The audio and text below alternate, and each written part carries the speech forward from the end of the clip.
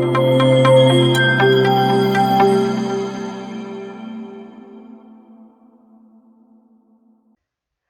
everyone, I am Smriti Sinha here and welcome back to our channel Science Zone. Today you follow, tomorrow we lead. And if you are new to this channel, please hit the subscribe button given below. And if you have missed our previous videos, you can click on the I button given above. And if you want to join our Telegram group, you can click on the link given in the description. And the topic that we are going to study today is chemical thermodynamics. This is topic number 4 from Maharashtra State Board syllabus standard 12th. जो topics इस topic में cover करने हैं वो हैं ये सब। इनमें से कुछ टॉपिक्स ऑलरेडी हमने वीडियो पार्ट 1 से लेके पार्ट 3 तक कवर कर लिए हैं, जैसे कि introduction, terms used in thermodynamics, nature of heat and work, expression for pressure and volume, ठीक है, concept of maximum work, internal energy. तो ये सारे टॉपिक्स कवर हो चुके हैं। आज इस वीडियो में हम देखेंगे first law of thermodynamics and enthalpy. तो ये दो टॉपिक्स आज हम इस वीडियो में कवर करेंगे। तो चलिए शुरू करते हैं फर्स्ट लॉ ऑफ थर्मोडायनेमिक्स से। तो थर्मोडायनेमिक्स का फर्स्ट लॉ किस पे बेस्ड है? तो थर्मोडायनेमिक्स का जो फर्स्ट लॉ है वो एक्चुअली एनर्जी पे बेस्ड है।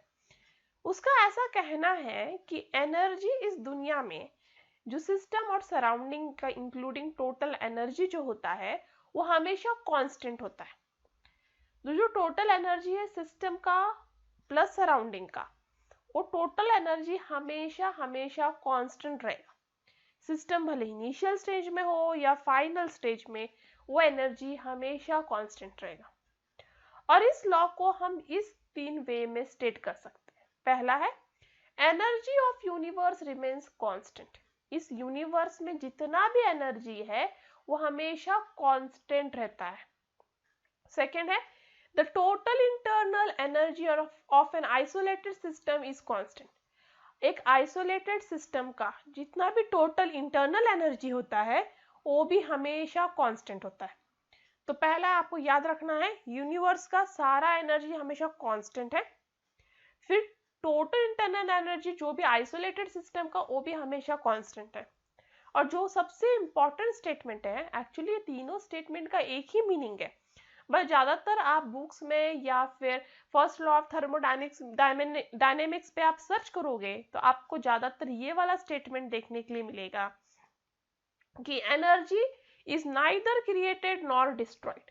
It can only be converted from one form to another. और ये फर्स्ट लॉ ऑफ थर्मोडायनेमिक का सबसे पॉपुलर स्टेटमेंट है कि एनर्जी कभी भी आप बना नहीं सकते या एनर्जी को आप कभी नष्ट नहीं कर सकते। वो हमेशा एक फॉर्म से दूसरे फॉर्म में बस कन्वर्ट होती रहती है। जैसे हम कहते हैं कि हमारा घड़ी में जो सेल है वो खत्म हो गया, इसका मीनिंग क्या है? सेल में जो केमिकल एनर्जी था वो खत्म हो गया, बट एक्चुअली नहीं, वो केमिकल एनर्जी इलेक्ट्रिकल एनर्जी में कन्वर्ट हो गया था।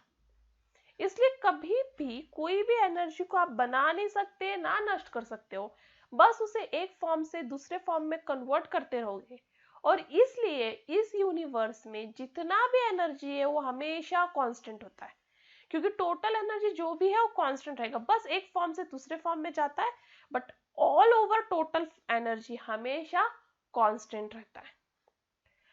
Now will see formulation of first law of thermodynamics. First law of thermodynamics को फॉर्मूला में कैसे बता सकते हैं? सिस्टम क्या करता है? सिस्टम एनर्जी एक्सचेंज करता है अपने सराउंडिंग के साथ। किस फॉर्म में? बाय हीट या फिर कोई वर्क करके। तो सिस्टम क्या करेगा? हीट देगा या लेगा सराउंडिंग से, या फिर कोई काम सराउंडिंग पे करेगा या सराउंडिंग से अपने आप पे करवाएगा। तो इन शॉर्ट सिस्टम सराउंडिंग से हमेशा एक एनर्जी का एक्सचेंज कर रहा है। एनर्जी जो सिस्टम के पास खुद का होता है वो होता है उसका इंटरनल एनर्जी। यदि सिस्टम के पास ऑलरेडी इंटरनल एनर्जी है और उसके बाद भी सराउंडिंग सिस्टम को हीट दे रहा है या सराउंडिंग सिस्टम पे काम कर रहा है, उससे क्या होगा, सिस्टम का इंटरनल एनर्जी बढ़ जाएगा, क्योंकि उसका ऑलरेडी कोई इंटरनल एनर्जी था, अब उसकी हीट सप्लाई हो रहा है या फिर उस पर काम किया जा रहा है, उससे सिस्टम का इंटरनल एनर्जी बढ़ रहा है। बट यदि इसका उल्टा किया जाए, यदि सिस्टम अपना हीट दे दे या सिस्टम सराउंडिंग के ऊपर काम करे, मतलब सिस्टम अब सराउंडिंग पे काम करेगा, वो दोनों केस में क्या होगा, सिस्टम का इंटरनल एनर्जी डिक्रीज हो जाएगा। तो इन शॉर्ट आपको जो पिछले वीडियो का कॉन्सेप्ट याद रखना है, यदि यह आपका सिस्टम है और सिस्टम के पास हीट आ रहा है सराउंडिंग से या सराउंडिंग सिस्टम पे काम कर रहा है, ये दोनों केस में सिस्टम का इंटरनल एनर्जी बढ़ता है। बट यदि इसका अपोजिट किया जाए, सिस्टम सराउंडिंग को हीट दे रहा है या सिस्टम सराउंडिंग पे काम कर रहा है, ये दोनों केस में उसका इंटरनल एनर्जी कम हो जाएगा। अब हम ये पकड़ते हैं कि Q सपोज एक हीट सप्लाइड है सिस्टम को, मतलब Q amount of heat supply किया गया है सिस्टम को, और W जो है वो work done on this system है, मतलब सराउंडिंग ने अब क्या किया है, Q amount of heat supply किया है सिस्टम को और W अमाउंट ऑफ वर्क किया है सिस्टम पे। ये दोनों की वजह से क्या होगा, सिस्टम का इंटरनल एनर्जी बढ़ जाएगा, क्योंकि अभी सराउंडिंग हीट दे रहा है सिस्टम को और सराउंडिंग सिस्टम पे काम कर रहा है, इसके वजह से इंटरनल एनर्जी सिस्टम का बढ़ रहा है। ये इंटरनल एनर्जी जितना सिस्टम का बढ़ रहा है वो एक्चुअली इक्वल होता है sum of quantity of heat supply, जितना भी हीट सप्लाई हो रहा है उसका सम प्लस कितना सिस्टम पे वर्क किया गया है वो दोनों का, मतलब delta U equals to Q plus W. Delta U मतलब increase in internal energy of system, मतलब पहले इंटरनल एनर्जी सिस्टम का था U2, अब इंटरनल एनर्जी सिस्टम का हो गया U1, तो U2 माइनस U1 हो गया डेल्टा U। तो आपको याद रखना है डेल्टा U मतलब क्या है, कितना अमाउंट से उसका इंटरनल एनर्जी इंक्रीज हुआ है, वो डेल्टा U। Q मतलब कितना हीट सराउंडिंग ने सिस्टम को दिया है, W मतलब कितना वर्क सराउंडिंग ने सिस्टम पे किया है। तो फर्स्ट लॉ ऑफ थर्मोडायनेमिक्स है यही कि delta U equals to Q plus W। यदि ये चेंजेस बहुत स्मॉल चेंजेस हो, इनफाइनाइटली स्मॉल चेंजेस है, इस केस में du equals to dq plus dw। तो आपको याद रखना होगा फर्स्ट लॉ ऑफ थर्मोडायनेमिक्स का स्टेटमेंट है, energy can neither be created nor be destroyed, it can be only converted from one form to another, और उसका जो फॉर्मुलेशन वो है delta U equals to Q plus W, जहां delta U होता है increase in internal energy of system, Q मतलब होता है quantity of heat given to the system, और W होता है amount of work done on the system. Next है first law of thermodynamics for various process. अलग अलग प्रोसेस के लिए फर्स्ट लॉ ऑफ थर्मोडायनेमिक्स हम देखेंगे। पहला है isothermal. Iso mean same, thermal mean heat, मतलब यहाँ पे डेल्टा T इक्वल्स टू 0, क्योंकि यहाँ पे टेम्परेचर में चेंज नहीं होगा, टेम्परेचर कांस्टेंट रहेगा, तो इसलिए उसको आइसोथर्मल। आइसोथर्मल प्रोसेस में टेम्परेचर कांस्टेंट है, इसका मतलब इंटरनल एनर्जी भी कांस्टेंट है, क्योंकि delta U equals to Q plus W। Correct, temperature constant है मतलब आपका इंटरनल एनर्जी भी कांस्टेंट है, इंटरनल एनर्जी कांस्टेंट है मतलब डेल्टा U 0 है, इसका मतलब डेल्टा U 0 हुआ तो 0 equals to Q plus W, जो यहाँ दिया है 0 is equal to Q plus W, therefore W equals to minus Q। तो ये इक्वेशन क्या बता रहा है हमको, ये इक्वेशन हमको बता रहा है यदि हीट एब्जॉर्ब किया जाता है बाय सिस्टम तो पूरा हीट यूज कर दिया जाएगा सराउंडिंग के ऊपर काम करने में। यदि आइसोथर्मल प्रोसेस में कोई सिस्टम हीट एब्जॉर्ब कर रहा है तो वो पूरा का पूरा हीट जो भी एब्जॉर्ब किया है उसने, वो पूरा का पूरा हीट वो यूज कर देगा सराउंडिंग के ऊपर काम करने में, इसलिए W equals to minus Q। और यदि कोई वर्क हो रहा है सिस्टम पे, मतलब सराउंडिंग सिस्टम पे यदि कोई काम कर रहा है तो सिस्टम हीट रिलीज करेगा, मतलब W और is always equal to minus Q। मतलब यदि वर्क ले रहा है सिस्टम तो हीट देगा, यदि हीट ले रहा है सिस्टम तो वर्क देगा। ठीक है, तो आइसोथर्मल प्रोसेस में आपको याद रखना होगा W equals to minus Q। यदि सिस्टम पे कोई काम किया जा रहा है तो सिस्टम हीट रिलीज करेगा, या सिस्टम कोई हीट एब्जॉर्ब कर रहा है तो वर्क के फॉर्म में रिलीज करेगा। ये हो गया आइसोथर्मल प्रोसेस। नेक्स्ट है एडियाबेटिक प्रोसेस। अब एडियाबेटिक प्रोसेस में क्या होता है, एडियाबेटिक प्रोसेस में हीट का कोई एक्सचेंज नहीं होता है between the system and surrounding. System और सराउंडिंग के बीच में कोई हीट एक्सचेंज नहीं होता है एडियाबेटिक प्रोसेस में। उस केस में Q इक्वल्स टू 0। यदि Q इक्वल्स टू 0 तो delta U equal to 0 plus W। तो हम कह सकते हैं delta U equals to W। इसको दूसरे फॉर्म में भी लिख सकते हैं minus delta U equals to minus W। इसलिए जब भी इंटरनल एनर्जी सिस्टम का इंक्रीज होगा तो इंक्रीज होगा उसके ऊपर काम करने की वजह से। तो एडियाबेटिक प्रोसेस में यदि आपको सिस्टम का इंटरनल एनर्जी इंक्रीज करना है तो आपको सराउंडिंग से सिस्टम पे काम कराना होगा। यदि वर्क डन हो रहा है बाय सिस्टम ऑन सराउंडिंग, उस केस में इंटरनल एनर्जी जो है वो डिक्रीज होगा। तो आपको याद रखना है एडियाबेटिक प्रोसेस में यदि इंटरनल एनर्जी बढ़ाना है तो आपको सिस्टम सराउंडिंग से सिस्टम पे काम कराना होगा, या फिर सिस्टम सराउंडिंग पे काम कर रहा होगा तो उस केस में इंटरनल एनर्जी एडियाबेटिक प्रोसेस में कम होता जाएगा। ठीक है, इसलिए minus delta U equals to minus W। Next है isochoric process. Iso means same, choric means volume. तो यहाँ पे जो आपका डेल्टा V है वो इक्वल टू 0 क्योंकि कांस्टेंट वॉल्यूम। अब आपका जनरल वर्क का फॉर्मूला क्या था, W equals to minus P external delta V। अब इस W को आपको सब्स्टिट्यूट करना होगा इस फॉर्मूला में जो अभी अभी हमने सीखा था, फर्स्ट लॉ ऑफ थर्मोडायनेमिक्स का formula delta U equals to Q plus W। मुझे पता है delta U equals to Q plus W, but मुझे W का वैल्यू पता है W equals to minus P external delta V। इसलिए अब मेरा डेल्टा U का फॉर्मूला हो गया Q minus P external delta V, क्योंकि मैंने W को इससे रिप्लेस कर दिया है। यदि कोई रिएक्शन क्लोज कंटेनर में हो रहा है, ऐसे कंटेनर में जो बंद है, उस केस में क्या होता है, वॉल्यूम जो सिस्टम का है वो कांस्टेंट रहता है, क्योंकि क्लोज कंटेनर में जो है मैटर एक्सचेंज नहीं होता सराउंडिंग से, इसके वजह से वॉल्यूम कांस्टेंट रहता है। इसलिए इस केस में डेल्टा V इक्वल्स टू 0। तो अब डेल्टा V 0 है तो ये पूरा टर्म 0 हो गया। इसलिए इस केस में delta U equals to QV, जहां V स्टैंड करता है कांस्टेंट वॉल्यूम के लिए। तो यहाँ पे जो इंटरनल एनर्जी चेंज हो रहा है सिस्टम का वो टोटली डिपेंड कर रहा है हीट ट्रांसफर पे, बट एट कांस्टेंट वॉल्यूम। तो आइसोचोरिक प्रोसेस में जो भी इंटरनल एनर्जी चेंज होगा वो किस पे डिपेंड करेगा, हीट ट्रांसफर पे, बट एट कांस्टेंट वॉल्यूम। अब आपका इंटरनल एनर्जी स्टेट फंक्शन है, इसलिए आपका QV भी एक स्टेट फंक्शन है। नेक्स्ट है isobaric process. Baric means pressure.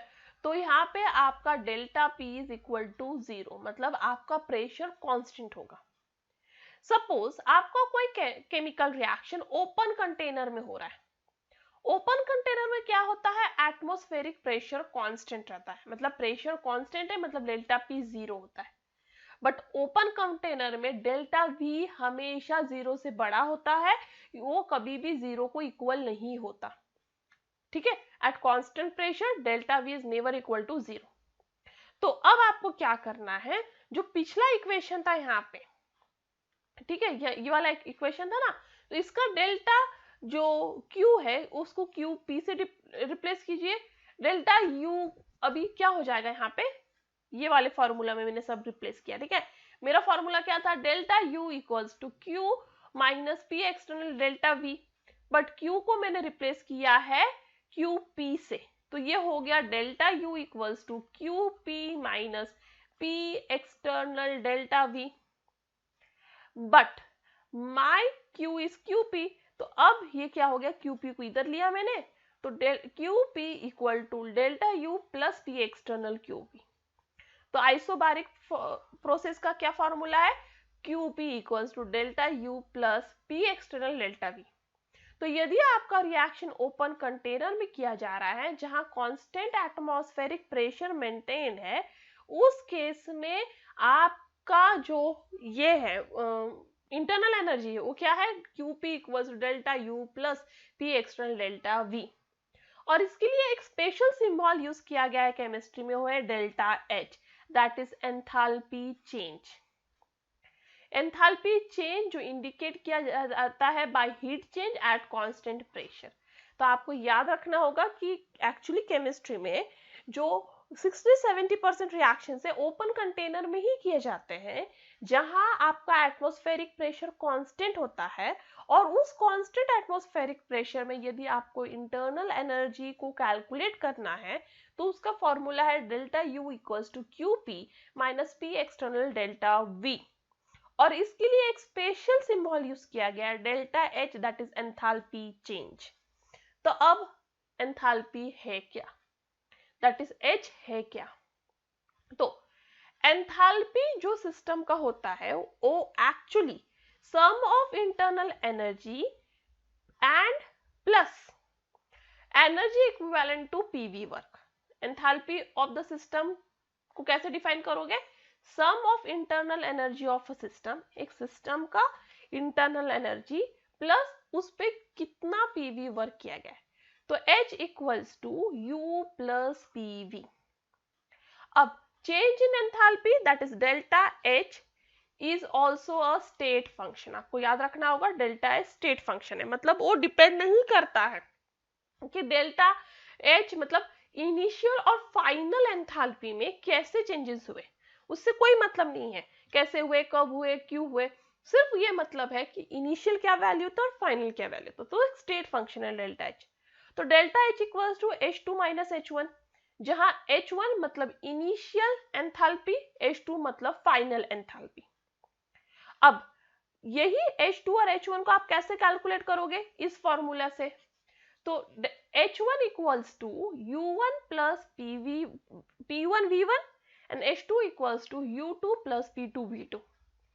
अब ये H1 का वैल्यू और ये H2 का वैल्यू आप डेल्टा H वाले इस फॉर्मूला में सब्स्टिट्यूट करो, तो delta H equals to U2 plus P2 V2 minus U1 plus P1 V1।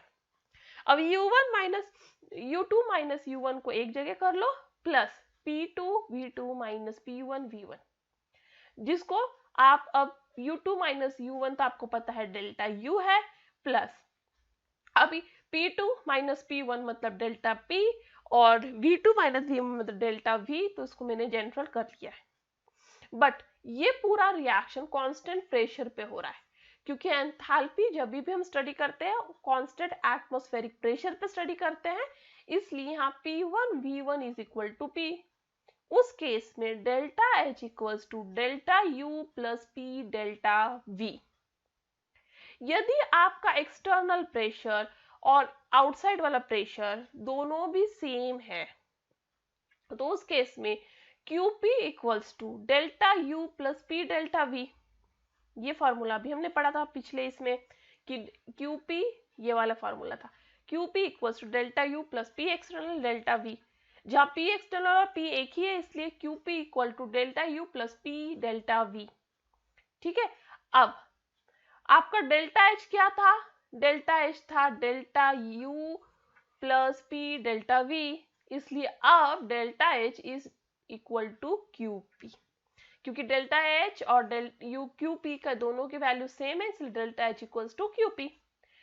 इसलिए enthalpy of a system is equal to heat transferred at constant pressure. कोई भी सिस्टम का एंथैल्पी मतलब क्या है, वो है heat transfer eight constant pressure, और H और QP दोनों भी क्या है, स्टेट फंक्शन। अब हम सीखेंगे relation between delta H and delta U। तो कांस्टेंट प्रेशर पे delta H equal to delta U plus P delta V, ये तो हम पढ़े हैं।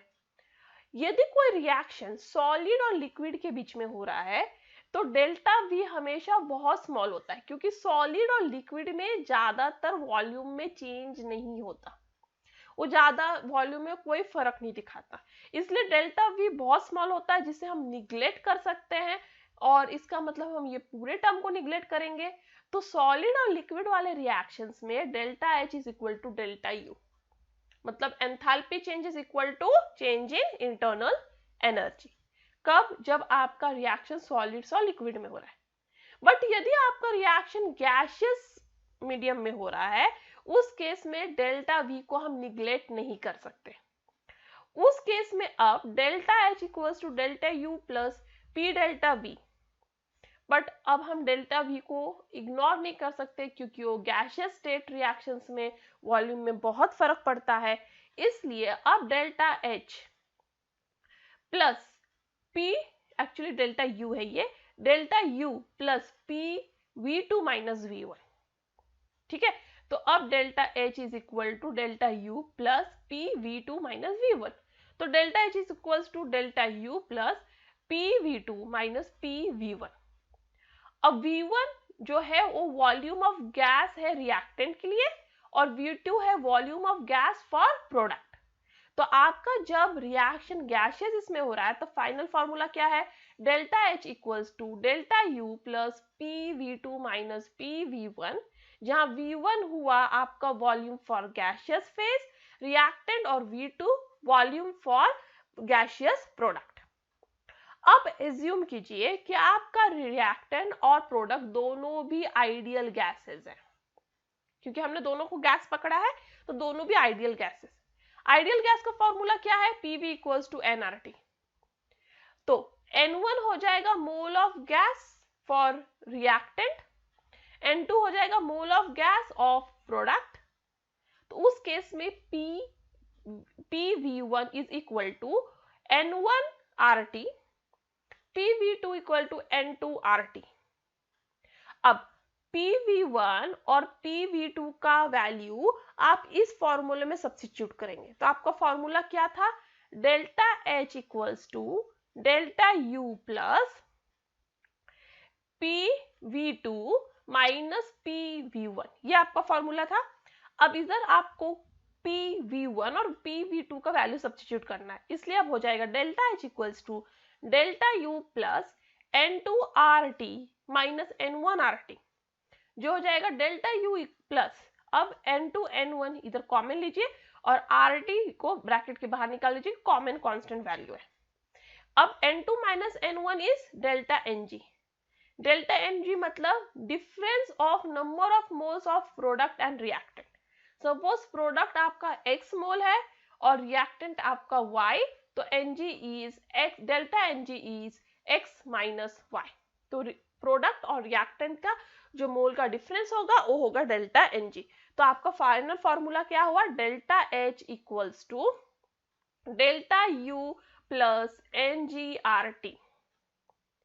अब इसी पे बेस्ड प्रॉब्लम से delta H for reaction 2 carbon 3 hydrogen gives ethane gas, उसका डेल्टा H मतलब एंथैल्पी है माइनस 84.4 किलो जूल, टेम्परेचर है 25 डिग्री सेल्सियस।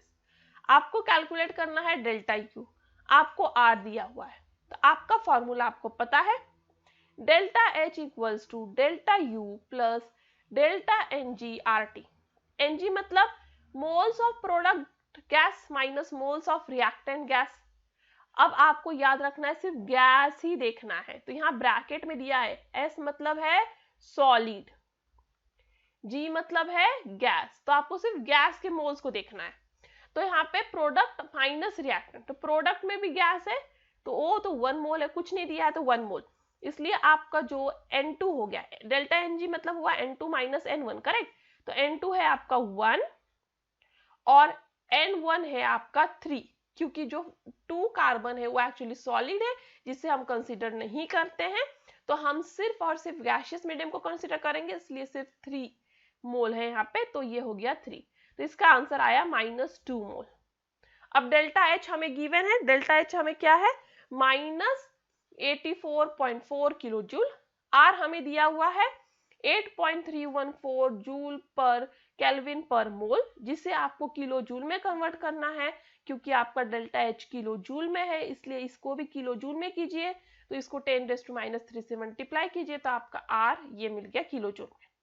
अब आपके पास डेल्टा एच है, आपके पास आर है, आपके पास डेल्टा एन है, सब वैल्यू सब्स्टिट्यूट कीजिए। आपके पास टी भी है 25 डिग्री सेल्सियस, उसको केल्विन में कन्वर्ट कर लीजिए तो T equals to 25 plus 273 which is equal to 298 kelvin.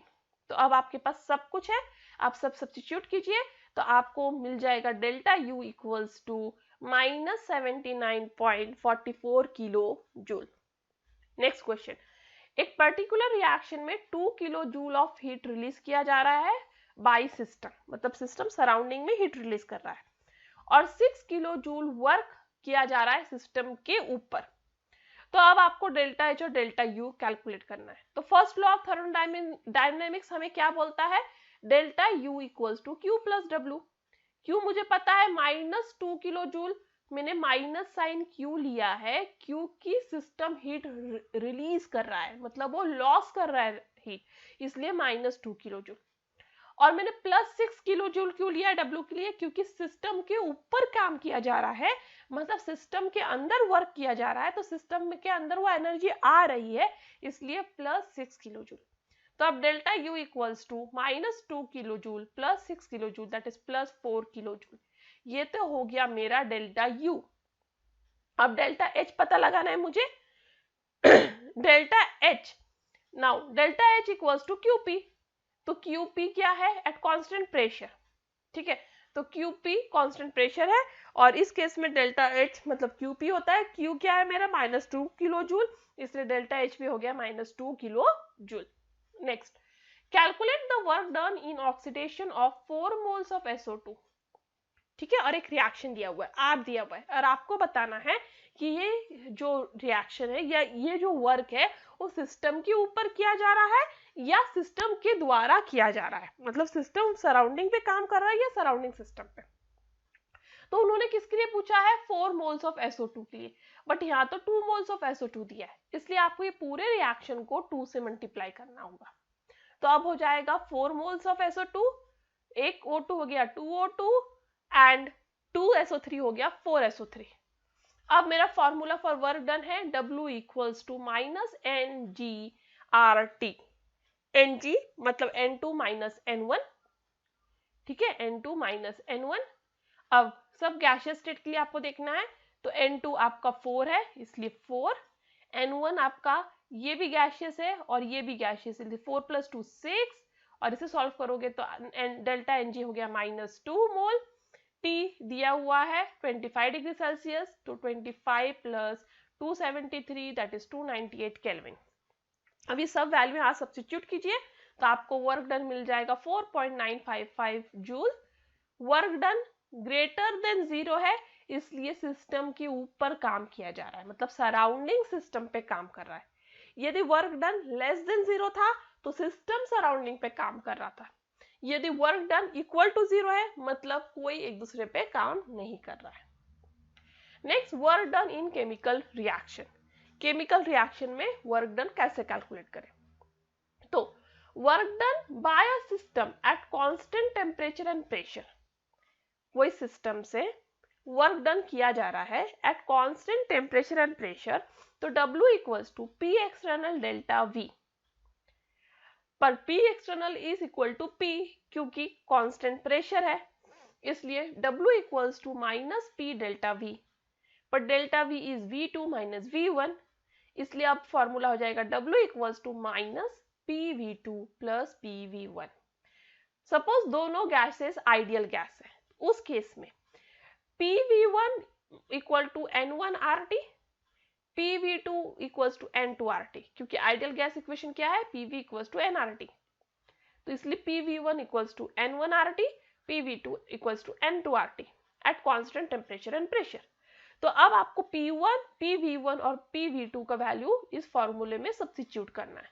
तो अब हो जाएगा W equals to -N2RT + N1RT। अब N2 N1 को एक जगह कीजिए और RT जो कांस्टेंट है, जो कॉमन वैल्यू है बाहर लीजिए, तो अब W equals to minus NGRT, ये हो गया। अब इस इक्वेशन के द्वारा हम पता लगा सकते हैं कि हमारा वर्क डन सिस्टम से सराउंडिंग पे हो रहा है या सराउंडिंग से सिस्टम पे हो रहा है, क्योंकि साइन W का डिपेंड किस पे करेगा, डेल्टा V पे, और वो हमें बताएगा। सपोज आपका N2 है ग्रेटर देन N1, यदि आपका N2 N1 से ग्रेटर है तो उस केस में आपका डेल्टा Ng क्या होगा, पॉजिटिव। यदि आपका डेल्टा Ng पॉजिटिव आया, यहाँ पे delta Ng suppose positive value है, तो W क्या है, लेस देन 0, और उस केस में सिस्टम सराउंडिंग पे वर्क कर रहा है, मतलब work done by system, system surrounding से वर्क करेगा। मतलब W यदि आपका वर्क डन यदि 0 से कम आए तो आपको समझ जाना है कि सिस्टम सराउंडिंग के ऊपर काम कर रहा है। बट नेक्स्ट केस में suppose N1 is greater than N2, N1 N2 से बड़ा है, तो डेल्टा Ng क्या आएगा, नेगेटिव वैल्यू, तो W will be greater than 0। यदि W 0 से ज्यादा है तो सराउंडिंग सिस्टम पे काम कर रहा है, तो work done on system. But suppose N1 और N2 दोनों सेम है, तो डेल्टा Ng 0 है तो W भी 0 है। तो आपको समझ जाना है कि कोई भी वर्क डन नहीं होगा यदि number of moles of reactant and product दोनों भी इक्वल है। Mole of reactant and number of mole of product दोनों इक्वल है तो कोई भी वर्क डन नहीं हो रहा है। And that's all for today. Thank you. If you have any doubt, any comment, any suggestion, you are free to do that on askyourdoubt04@gmail.com. If you like my video, give me a thumbs up. Share this video to more and more of your friends. And before departing, patience is not about the ability to wait, but the ability to keep a good attitude while waiting. That's all for today. Thank you. Stay tuned.